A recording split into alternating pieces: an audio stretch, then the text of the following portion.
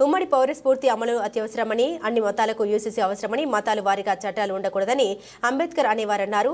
ప్రజలందరూ సమానత్వం, ఐక్యత కోసం యూసీసీ అనివార్యమని కె మున్సి చెప్పారన్నారు. సుప్రీంకోర్టు కూడా దేశవ్యాప్తంగా యూసీసీ అవసరమని ఎన్నోసార్లు చెప్పిందన్నారు. ఇదే విషయమైన అప్పటి పాలనా ప్రభుత్వాలకు ఆదేశాలు జరిగింది చేసిందన్నారు. కానీ గత ప్రభుత్వం దాన్ని తుంగలోకి తొక్కి దేశ నష్టానికి నొక్కి పెట్టారన్నారు. ये तरीका ठीक नहीं। आपके नेता ने बोला, आपने बोला दोबारा बात मत करो। मैं चर्चा करना चाहता हूं और वो ज्वलंत विषय समान नागरिक संहिता, यूनिफॉर्म सिविल कोड। ये विषय भी संविधान सभा के ध्यान बाहर नहीं था। संविधान सभा ने यूनिफॉर्म सिविल कोड को लेकर के लंबी चर्चा की, गहन चर्चा की और उन्होंने बहस के बाद निर्णय किया कि अच्छा होगा कि जो भी सरकार चुन करके आए वो उसका निर्णय करे और देश में यूनिफॉर्म सिविल कोड लागू करे। ये संविधान सभा का आदेश था। और बाबा साहब आंबेडकर ने कहा था, जो लोग संविधान को समझते नहीं है, देश को समझते नहीं है, सत्ता भूख सेवा कुछ पढ़ा नहीं है, उनको पता नहीं है बाबा साहब ने क्या कहा था। बाबा साहब ने कहा था धार्मिक आधार पर बने।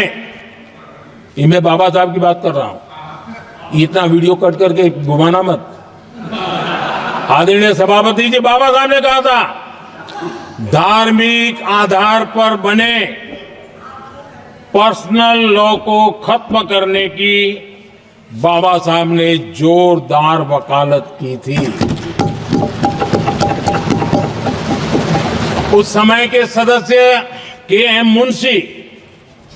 मुंशी जी ने कहा था समान नागरिक संहिता को राष्ट्र की एकता और आधुनिकता के लिए अनिवार्य बताया था। कमा मुंशी जी ने।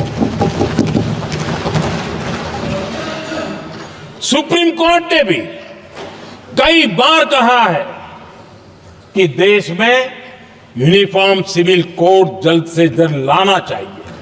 सरकारों को आदेश दिए हैं सुप्रीम कोर्ट ने।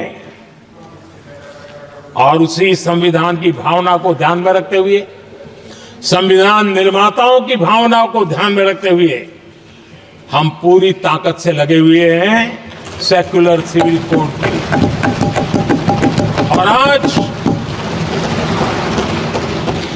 कांग्रेस के लोग संविधान निर्माताओं की भावना का भी, सुप्रीम कोर्ट की भावना का भी अनादर कर रहे हैं, क्योंकि उनकी राजनीति को सूट नहीं करता है।